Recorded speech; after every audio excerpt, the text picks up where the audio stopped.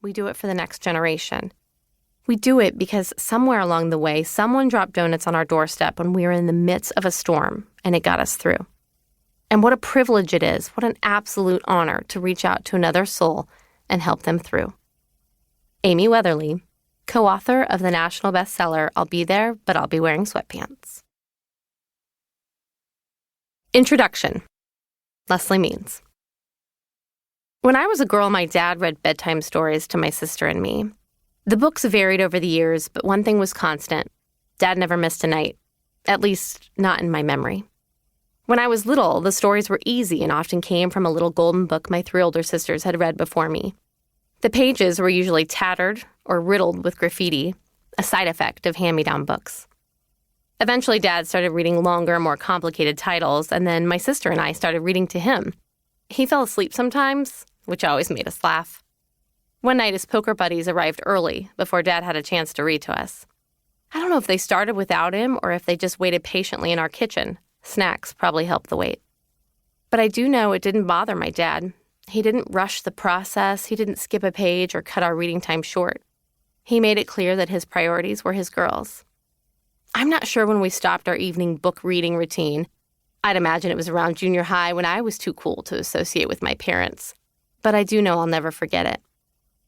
What I've learned in my 40 years of life is that those moments with my dad weren't about the stories in the books. Those moments helped me feel and know love. Unconditional love. The kind of love that helps a kid grow into a decent adult. The kind of love that inspired me to write this book. Mom had a huge part in this too, of course. We didn't have money, we certainly didn't have clout, but we had love.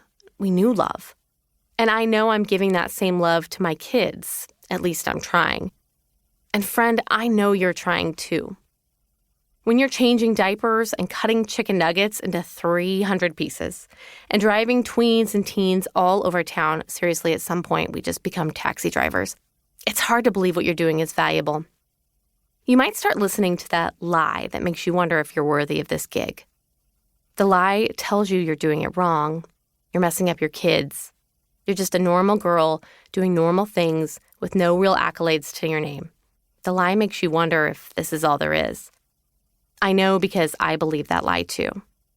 But at night when the house is dark and the kids are in bed and the cat is asleep and my husband, Kyle, is snoring beside me, how does that man fall asleep in 30 seconds when it takes me an hour? I hear God's whispers. You are so loved. What you're doing is important. Your story is extraordinary. Extraordinary? Really, God? I'm just an average girl in middle America. I once placed a clothespin on my nose, hoping it would make it smaller, and I nearly failed 10th grade math. Trust me, I'm not that great. God and I have interesting conversations.